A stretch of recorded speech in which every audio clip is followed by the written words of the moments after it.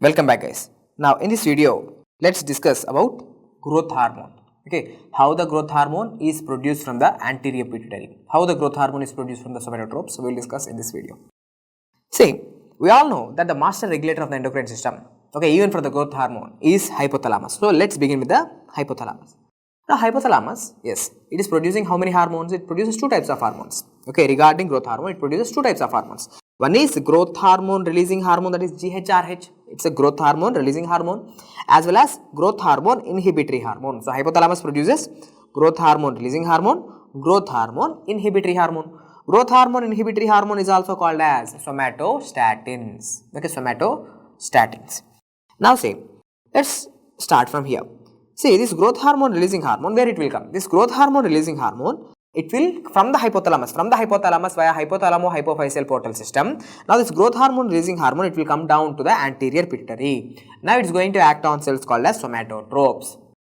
So now somatotrophs are getting stimulation from growth hormone releasing hormone. Not only that, remember, even there is a hormone called as ghrelin. Okay, now this ghrelin, which is produced from the pancreas. Now even this ghrelin will stimulate the somatotrophs. Okay, now what the somatotrophs will do? Under this stimulation, somatotrophs will start to produce growth hormone. Now what happened to this growth hormone? Yes, growth hormone acts on the liver, where the liver is going to produce substances like insulin-like growth factor or somatomedian C. Okay, so growth hormone, it will go to the liver. Now liver will start to produce insulin-like growth factor ILGF1. Okay, ILGF1 or somatomedian C, which is also called as somatomedian C. So now see this somatomedian C or insulin-like growth factor, it will give negative feedback. See, whenever you have sufficient amount of growth hormone will be like, simply growth hormone acts on the liver is going to produce insulin-like growth factor. Now these insulin-like growth factors, okay, they will give negative feedback to the anterior pituitary, saying that, okay, enough amount of growth hormone is there. There is no need of further growth hormone. See, it's a negative feedback. See, inhibiting ILGF inhibits the anterior pituitary. Okay, not only that, ILGF, see, it will go and inhibit the hypothalamus to inhibit the release of GHRH, to inhibit the release of GHRH. Okay, in the same way, hypothalamus also produce somatostatins. What the somatostatins will do? See, somatostatin inhibits the anterior pituitary. So inhibition is coming from, yes, somatostatin. Also inhibition is coming from insulin-like growth factor or somatomedian C. Okay, so this already we have studied in the previous videos also. Now let's see what are the actions of this growth hormone.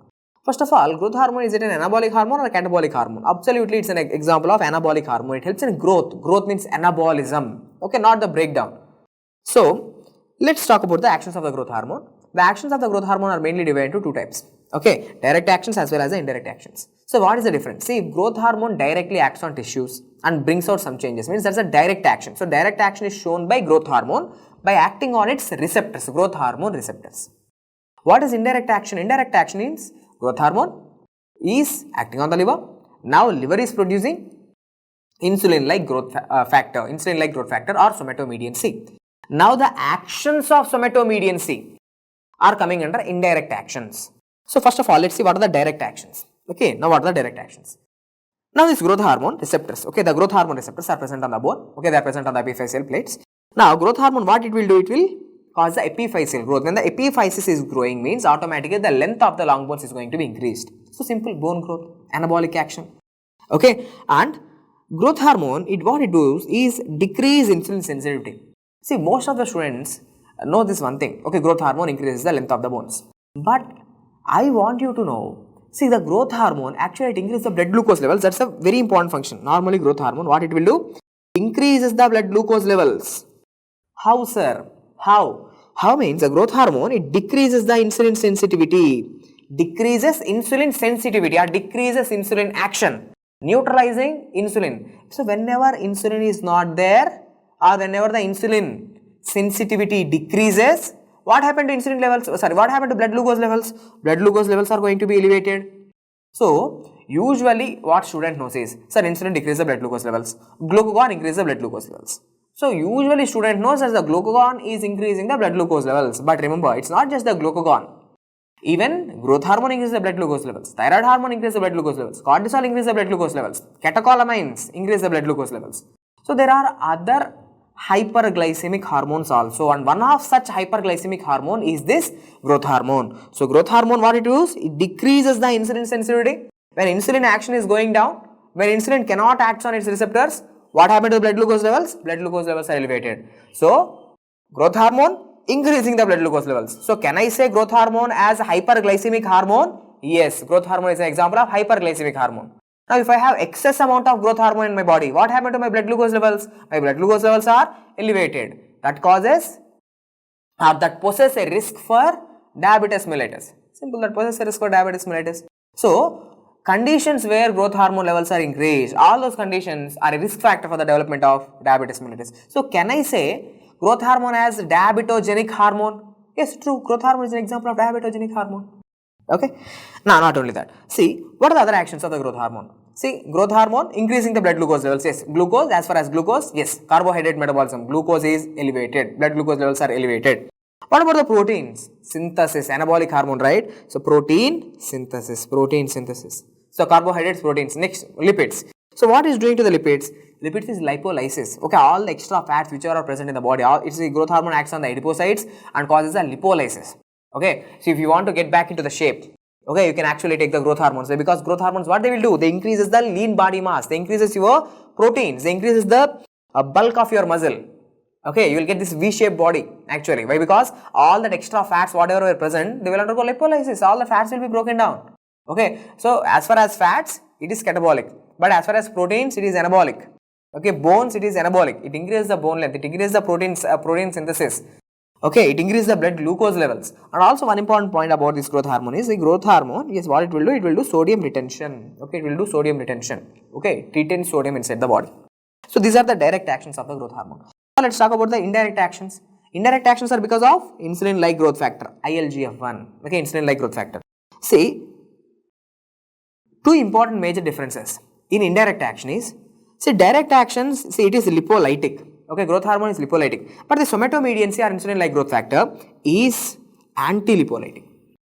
And one more difference is, growth hormone decreases the insulin sensitivity, it is against the insulin. But insulin-like growth factor, in the name itself, it says insulin-like, it acts like insulin. So, it is insulin-like, it decreases the blood glucose levels.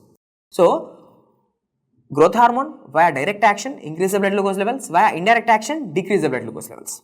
Okay, so all the time important points are with the direct actions only. Direct action, at least I want you to know the direct actions. But indirectly, it decreases the blood glucose levels, and also indirectly it is anti-lipolytic.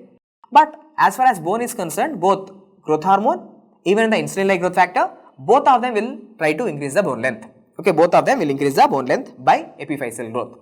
And also both of them are going to cause the protein synthesis. As far as proteins are concerned, both direct actions as well as indirect actions, as the growth hormone as well as insulin-like growth factor, both of them are causing the protein synthesis.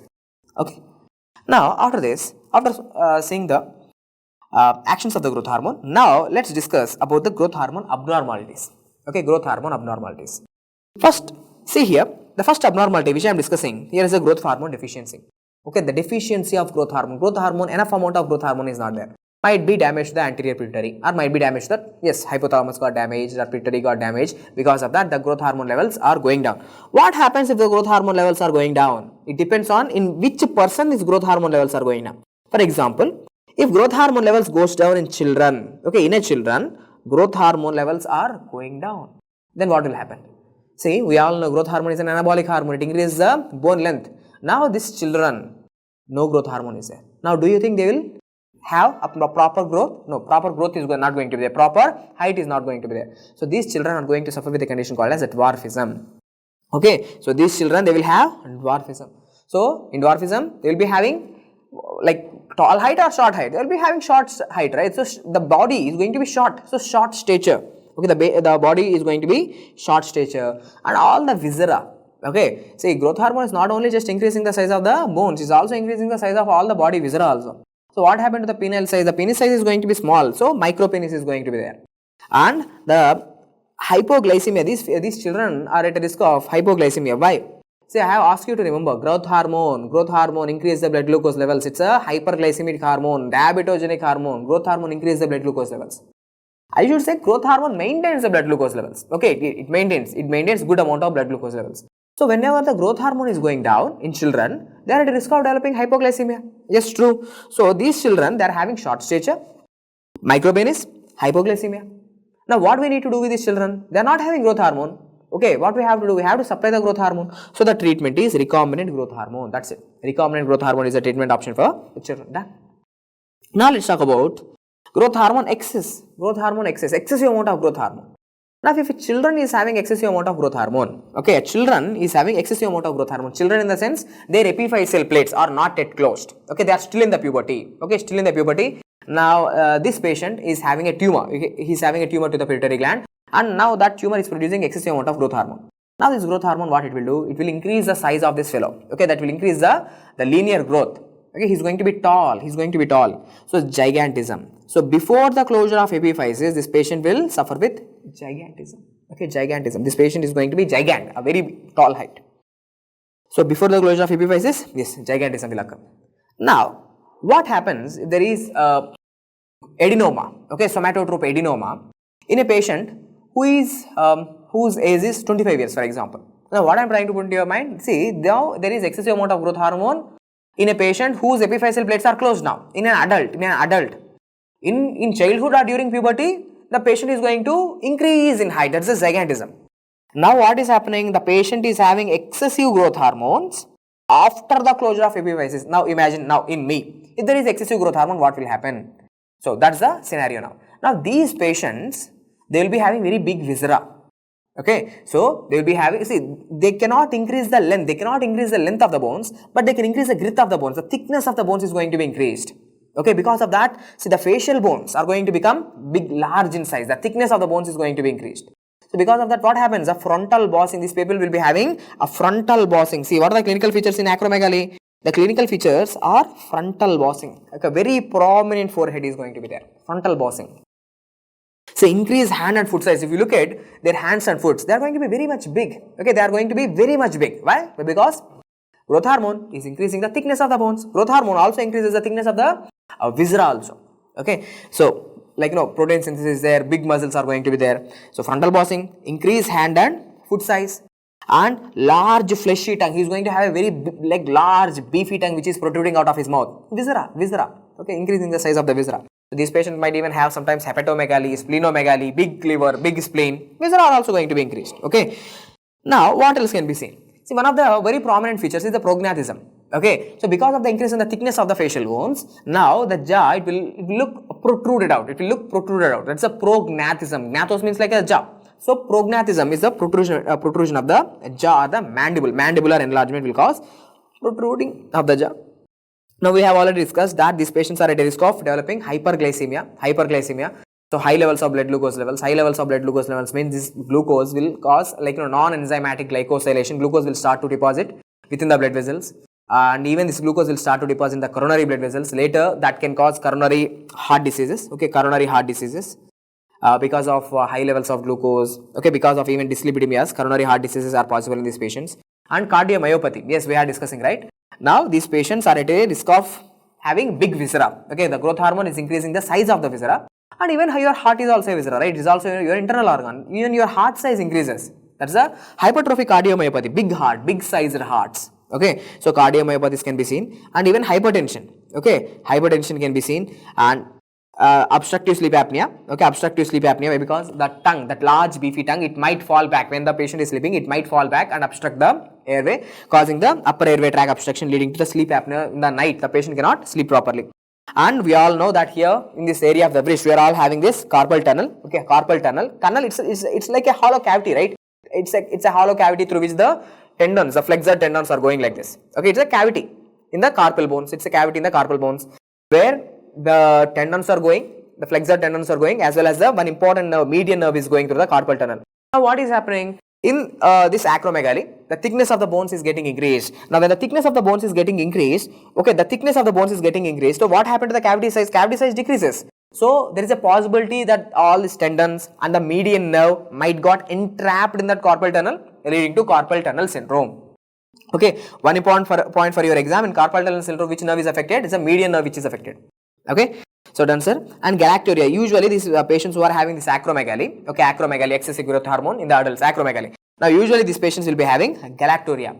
Why galacturia? Most of the time, say the pituitaries, okay, here this is the anterior pituitary, right? Now this anterior pituitary, here there is an adenoma, okay, now there is an adenoma. Now this adenoma, what it is doing, it's producing excessive amount of growth hormone. Most of the time it not only produces growth hormone, but it also produces prolactin, okay, it also produces prolactin.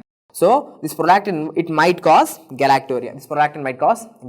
So usually most of the time these patients who are having acromegaly will also have this milk production, unnecessary milk production, that is a galacturia. Okay, so we are done with the two important abnormalities. There's a growth hormone deficiency, that is dwarfism, and the growth hormone excess in the adults will cause acromegaly, and growth hormone excess in the children or during the pubertal age will cause gigantism.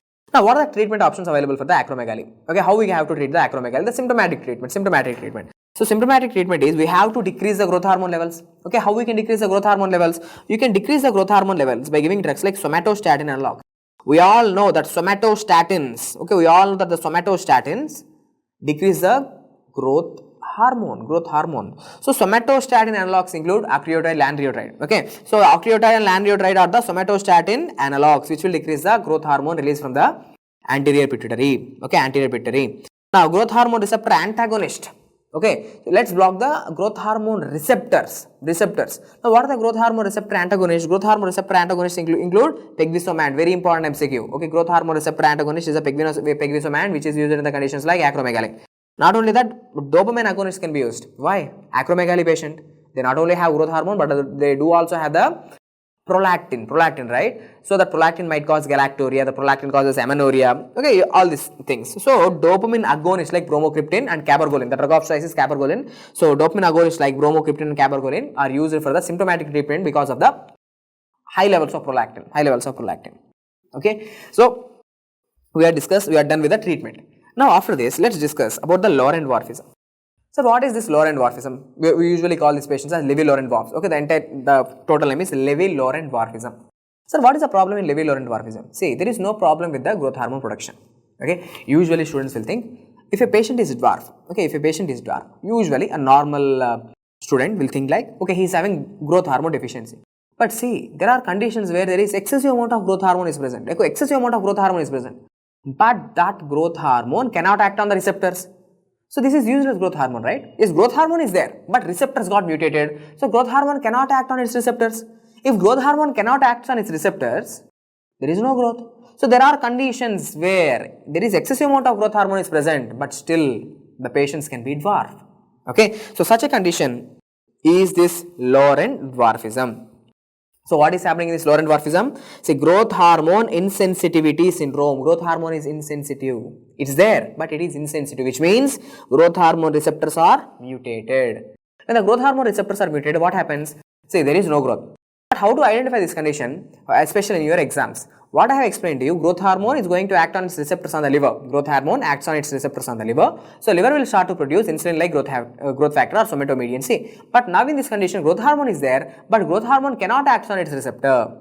Okay, so there is no production of insulin-like growth factor or somatomedian C. So growth hormone levels, they will be normal or even elevated. Why? Because there is no negative feedback.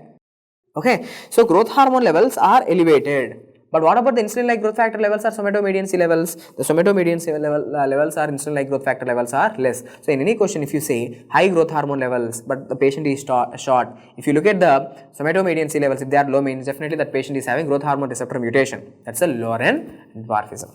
Okay, so we are done with the Laron dwarfism also. Now let's see the conditions where growth hormone levels are increased and the conditions where growth hormone levels are going to be decreased.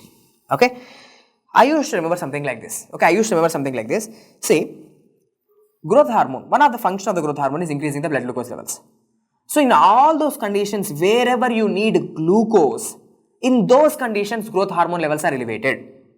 Okay, so those conditions where you need glucose, in that conditions growth hormone is elevated. Okay, now let's see one by one. See, during fasting, you are doing fasting, man. Okay, when you are doing fasting, what happened to your blood glucose levels? Your blood glucose levels are going down. Now, when your blood glucose levels are going down, what do you want? You need to maintain your blood glucose levels. So that's why growth hormone is going to come. Okay, the exact mechanism is, see, when your blood glucose levels are going down, your pancreas will produce something called as a ghrelin. That ghrelin will stimulate the somatotrophs to release a growth hormone. That growth hormone will increase the blood glucose levels. Done. But just point is, try to understand like this. All these conditions need glucose. Whenever you need glucose, growth hormone levels are elevated. Okay. So fasting. What happens? Blood glucose levels are elevated. Okay. Fasting, blood glucose levels are decreased. So that stimulates the release of growth hormone. Growth hormone comes and increases the blood glucose levels. Done. Exercise. So when you are doing exercise, you need glucose or not? Yes, you need glucose. Try to understand like that. You need glucose. Now, then growth hormone is released. Exercise stimulates the release of the growth hormone. That growth hormone will try to maintain the blood glucose levels. Done. Trauma. See, trauma can be anything. It can be physical trauma, psychological trauma, emotional trauma. That can be anything. Okay, microbiological trauma, anything. See, during trauma, you need to recover, right? Okay, you need to come out of the situation. You need to have a recovery or healing. If you want to recover, do you need blood glucose levels or not? Yes, you need blood glucose levels. You need growth. Okay, you need growth or you need regeneration. Okay, you need, like, whatever the tissues which are damaged, you need to just make sure that everything is getting regenerated. So, even in the trauma conditions, yes, you need glucose. You need glucose means you need growth hormone. Simple. And ghrelin, yes, we have discussed. Ghrelin stimulates the somatotrophs. Okay, don't forget. Here I have shown you, see, ghrelin directly stimulates the somatotrophs. Ghrelin is produced during fasting. Ghrelin is produced from pancreas. Ghrelin increases the hunger. All these are the important statements. Okay, so yeah, ghrelin during fasting, it increases the blood glucose levels. Done. Now glucagon. Okay, so glucagon, what it will do? It increases the blood glucose level. So glucagon and growth hormone, they are just the friends. Okay, glucagon and growth hormone, they are the friends. So glucagon, what it will do to the growth hormone? Glucagon will stimulate the somatotrophs to release the growth hormone. Done. And arginine. See, whenever you eat food, okay, now that food is going to be digested, and digested food is going to release some important amino acids like arginine, leucine. Now, with this amino acids, what you need to do? You need to build up the proteins, right? You need to use them for protein synthesis. So, whenever you eat food, this arginine and leucine, they will stimulate the release of growth hormone. Now, growth hormone, what it will do? It will stimulate the protein synthesis by using this amino acids, arginine and leucine. These amino acids will be entering into the biochemical pathway of protein synthesis. Done. Now here, see, all these are, like, highly conceptual things, but, like, all these are the conditions where you need the glucose. So growth hormone levels are elevated, increasing the glucose. Done. Now see, testosterone and estrogen, these are like sex hormones, right? Just try to understand like that. Even for this activity also, sex also, you need to have the glucose. Okay, so simply growth hormone is increasing the blood glucose level so that you can just participate in the act. Okay, try to understand like that. Okay, just like a mnemonic kind of thing. So testosterone and estrogen will also stimulate the somatotrophs to release growth hormone. Done. Now, see, this growth hormone is actually produced in pulsatile doses, especially during sleep. Okay, growth hormone is produced during produced in sleep, like in a pulsatile doses, in a regular intervals, little by little. Especially this growth hormone is produced during NREM 3 and 4. This NREM means non-rapid eye movement sleep 3 and 4, non-rapid eye movement sleep. Okay, which is the deepest sleep. Okay, it's considered as a deepest sleep. So in deep sleep, growth hormone levels are produced. So growth hormone is produced during sleep. No doubt. Okay, so I have discussed with you all the conditions where growth hormone levels are elevated. Now after this, let's discuss about the conditions where growth hormone levels are going to be decreased. So growth hormone levels, we know growth hormone levels are decreased by somatostatin. Somatostatin, that is a growth hormone inhibitory hormone. Not only that, that's not only somatostatin, insulin-like growth factor, somatomedian C. What it will do? Insulin-like growth factor or somatomedian C will give the negative feedback for the somatotropes, will give the negative feedback for the hypothalamus to inhibit the release of growth hormone, releasing hormone, to inhibit the release of growth hormone. Okay, so insulin-like growth factor gives negative feedback. So yes, it decreases the growth hormone levels. Not only that, see, remember the cortisol levels. Okay, cortisol, just right now here, just try to remember this. We will discuss about this in detail in the cortisol topic. Okay, Cushing syndrome there. See, cortisol, what it will do? It decreases the growth hormone. Okay, cortisol, which is a stress hormone. So cortisol, yes, it decreases the growth hormone levels. Okay, why? Because see, cortisol is a catabolic hormone. Okay, catabolic hormone. It's a stress hormone. It causes a catabolism. During that time, you don't want the growth. Okay, we don't want the growth. So cortisol, okay, it's a catabolic hormone. Growth hormone is an anabolic hormone. They are antagonistic hormones. Okay, so that's why cortisol, yes, it inhibits the growth hormone. Now free fatty acids. Okay, free fatty acids, they will also inhibit the growth hormone. And that's not that important point. The important point is the sleep. See, during NREM, during deep sleep, NREM 3 and 4, usually student knows this one thing. So, during sleep, growth hormone levels are elevated. True. During deep sleep, NREM stage 3 and 4, growth hormone levels are elevated. But remember, there is also one more phase of sleep which is called as the rapid eye movement sleep. Now, during REM sleep, okay, actually the growth hormone levels are noted to be going down. Okay, so growth hormone levels goes down during REM sleep. But remember, in REM sleep, prolactin levels are increased. Okay, prolactin levels are increased. But anyway, now after this, let's discuss some important concepts about the somatostatin analogs. What exactly is somatostatin? Growth hormone, inhibitory hormone, somatostatin. So what are the somatostatin analogs? Yes, we have seen somatostatin analogs includes octreotide, lanreotide, okay, octreotide and lanreotide, which are used in the treatment of acromegaly. Okay. Now, see this somatostatin analog octreotide, where we are going to use this. This octreotide is used in the treatment of acromegaly. Yes, we are done. Okay, we have discussed. This octreotide is also used in the treatment of bleeding esophageal varices. Okay, esophageal varices means in the esophagus because of see, these esophageal varices are a complication because of portal hypertension due to cirrhosis. See, whenever there is cirrhosis in the liver, okay, whenever the liver is getting cirrhotic, fibrotic, automatically the portal hypertension is going to be portal hypertension is going to be there, and that portal hypertension will cause dilation of the veins in the esophagus. So this is simple, esophageal varices. So dilated veins in the esophagus is called as esophageal varices. Now those dilated veins at any time they can bleed. Okay, they can bleed, and that will cause bleeding from the upper GI tract, upper GI tract. Okay, so if you want to decrease the bleeding, you have to cause the vasoconstriction, and the somatostatins, this octreotide is also having a property of causing vasoconstriction. So octreotide is used in the treatment of bleeding esophageal varices by causing the vasoconstriction. Okay, even there are drugs like terlipressin, which are V1 receptor agonist, can be used in the treatment of esophageal varices, that we study in the topic of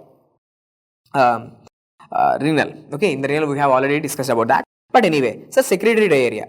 So what exactly is secretory diarrhea? Secretory diarrhea are the conditions which are seen with gastrinomas, VIPomas, insulinomas, where there is excessive secretions. Okay, where there are excessive secretions into the GIT. For example, in gastrinoma, excessive HCl secretion is there. Okay, excessive gastric secretions are there. So those secretions will cause diarrhea, secretory diarrhea. Okay, same. There are conditions like hormone secreting tumors, like carcinoid syndrome, where there is high levels of 5-HT, 5-hydroxytryptophan or serotonin, excessive levels of serotonin is there. In gastrinoma, excessive levels of gastrin is there. Insulinoma, excessive levels of insulin is there. VIPoma, that's vasoactive intestinal peptide. Okay, so at the end of the day, what I am trying to put in your mind is, see, in all these conditions, there are excessive secretions into your GIT. That excessive secretions will cause secretory diarrhea. So what you need to do, you need to decrease the secretions. First of all, you need to decrease the secretions. How you can decrease the secretions? Remember, see, this somatostatin, it decreases the growth hormone levels, true, we know. This somatostatin, it decreases the insulin, it decreases the glucagon, it decreases the gastric acid secretion, it decreases everything in the body. So wherever you see this word somatostatin, it decreases everything. Remember it, something like that. So somatostatin receptor analogs, not receptor analogs, somatostatin analogs like octreotide is used in the treatment of secretory diarrhea, or it is used in the conditions wherever there are hormone secreting tumors like gastrinomas, VIPomas or insulinomas. So in all these conditions you can use this drug, which is octreotide. Okay, so with this we are done with the topic of growth hormone. Okay, we have seen what are the direct actions, indirect actions. We have seen the abnormalities of the growth hormone, that is the gigantism, dwarfism, as well as the acromegaly. And also we have seen the conditions where the growth hormone levels are elevated as well as the growth hormone levels are decreased. So with this, we are done with the topic of growth hormone. In the next video, we'll start with the topic of thyroid hormones, which is very, very important. Hope the video is helpful. Thank you.